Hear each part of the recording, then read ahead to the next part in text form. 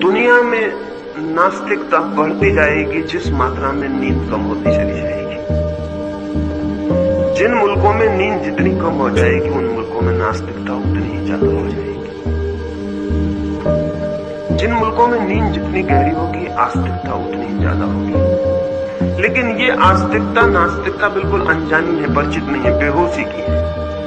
क्योंकि जो आदमी गहरा सोता है वो दिन भर शांति से जीता भी है, और जो आदमी गहरा नहीं सोता वो दिन भर बेचैन और परेशान जीता है। बेचैन और परेशान मन ईश्वर को स्वीकार करने की किस हालत में व्यवस्था बनाए।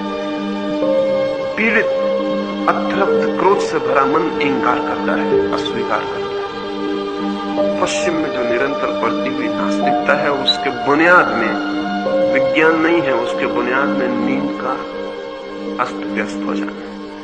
आज न्यूयॉर्क में 30% लोग हैं कम जो बिना दवा लिए नहीं सो सकते। और मनोवैज्ञानिक कहते हैं कि 100 साल अगर ऐसी स्थिति रही तो न्यूयॉर्क जैसे नगर में कोई भी व्यक्ति बिना दवा लिए नहीं सो सके।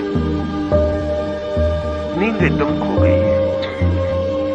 और ये हो सकता है कि जो आदमी जिसकी नींद खो जाती है वो ये विश्वास न कर सके। अगर आप वो आपसे पूछे कि आप कैसे सोते हैं, आपके सोने की तरकीब क्या है, और आप कहें कि कोई तरकीब नहीं, मैं तो बिस्तर पर सिर रखता हूँ और सो जाता हूँ, तरकीब है ही नहीं। सोने की कोई तरकीब है आपके पास?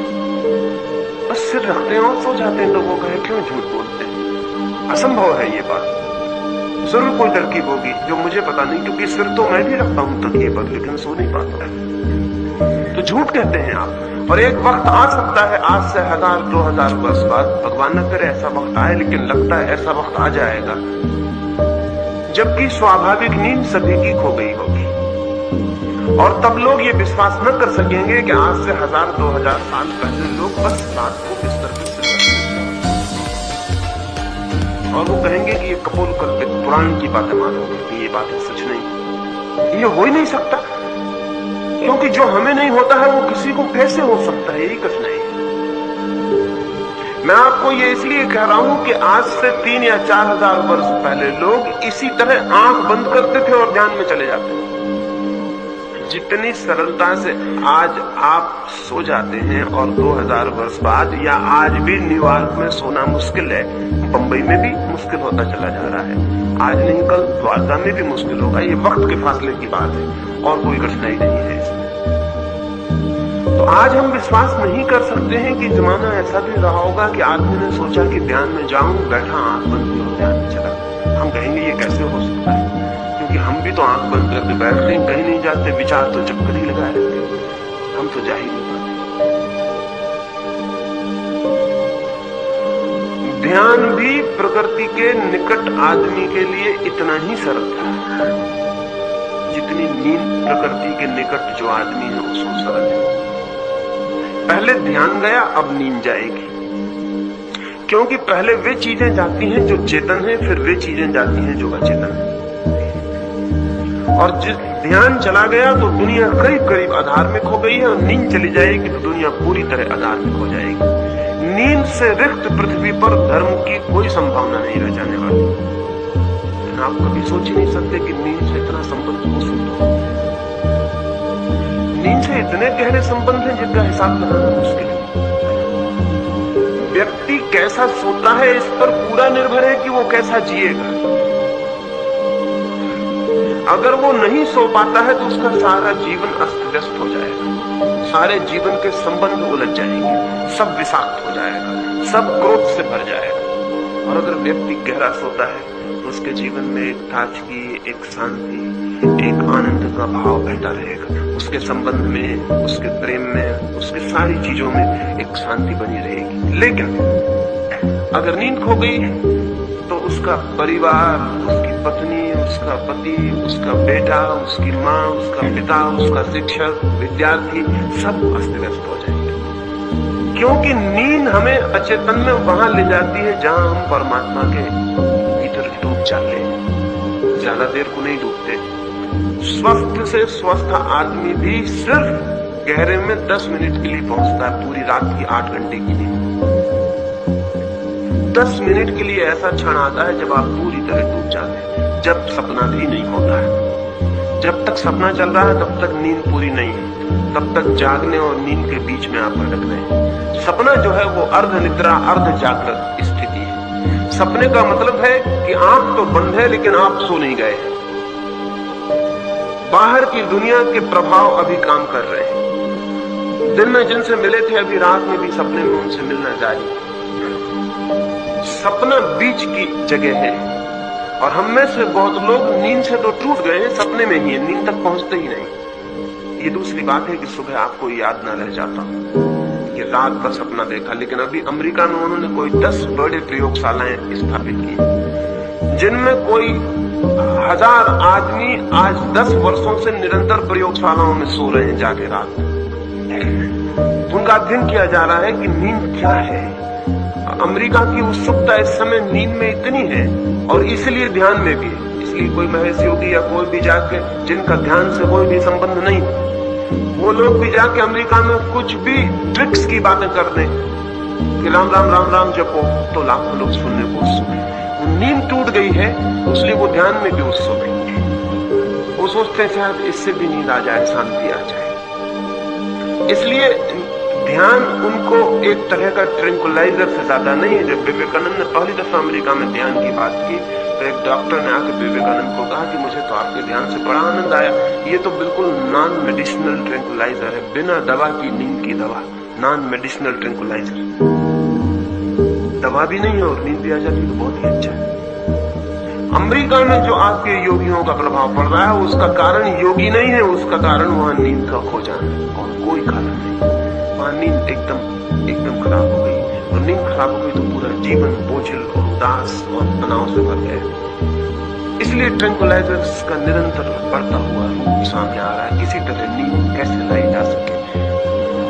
करोड़ों अरबों रुपए का ट्रैंक्विलाइजर अमेरिका खर्च कर रहा है प्रतिवर्ष।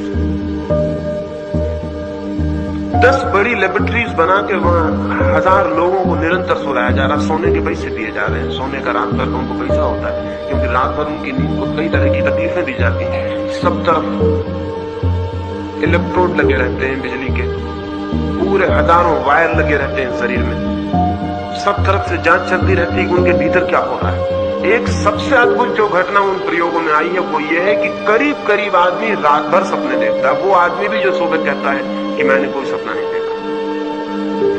फर्क स्मृति का है। जो आदमी कहता है सुबह कि मैंने सपना देखा उसकी स्मृति थोड़ी ठीक है, और जो आदमी कहता है मैंने सपना रात में देखा उसकी स्मृति थोड़ी कमजोर है। और कोई फर्क नहीं, सारे लोग रात भर सपना देख रहे हैं। हाँ, ये अनुभव हुआ है कि 10 मिनट के लिए पूर्ण स्वस्थ आदमी सपने से मुक्त हो जाता है।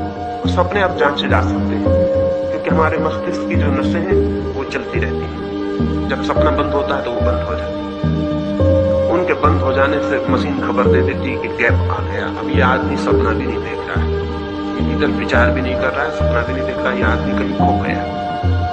ये बड़े मजे की बात है कि वो जो यंत्रों की उन्होंने जांच पड़ताल की है, उस जांच पड़ताल से तब तक तो पता चलता है कि आदमी क्या कर रहा है जब तक सपने चलते हैं। जैसे सपने गए कि मशीन गैप बता देती है कि अब गैप हो गया, आदमी कहां गया पता नहीं। आप सुन रहे हैं, नींद का मतलब है कि आदमी कहीं ऐसी जगह चला जाता है कि मशीन नहीं पकड़ पाती।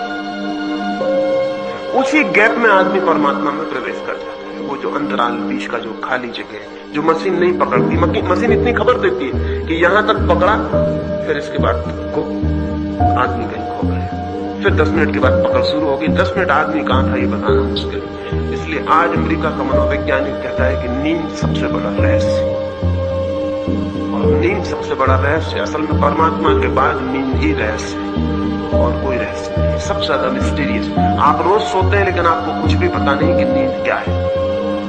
जिंदगी भर से सो रहे हैं लेकिन इससे कोई फर्क नहीं पड़ता। ये मत सोचना कि हम जिंदगी भर से सो रहे हैं हमको पता है कि नींद क्या है। नींद का बिल्कुल आपको पता नहीं, क्योंकि नींद तब होती तब आप नहीं होते।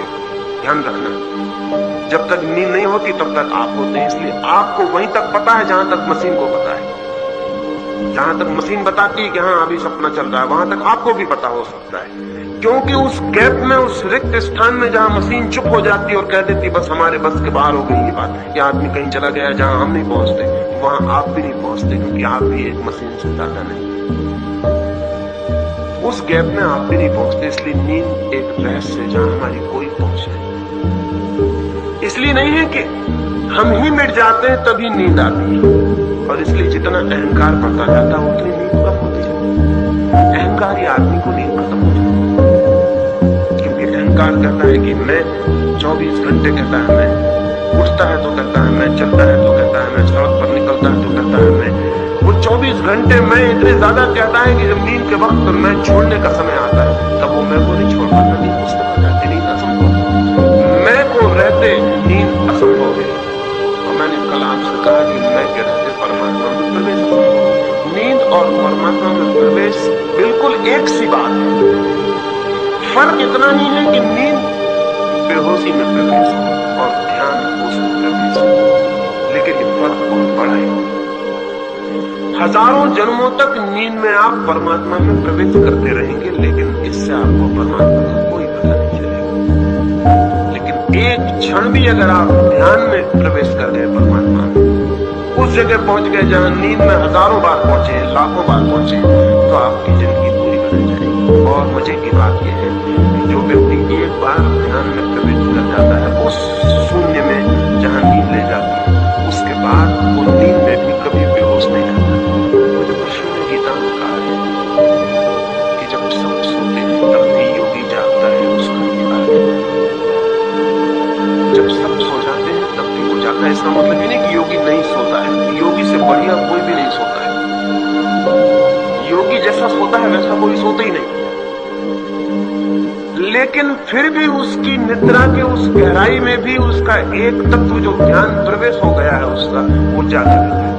और वो जागते हुए रोज नींद में प्रवेश करता है। तब उसके लिए ध्यान और नींद एक ही बातें हो जाती, तो कोई फर्क नहीं रह जाता, कोई फर्क ही नहीं रह जाता।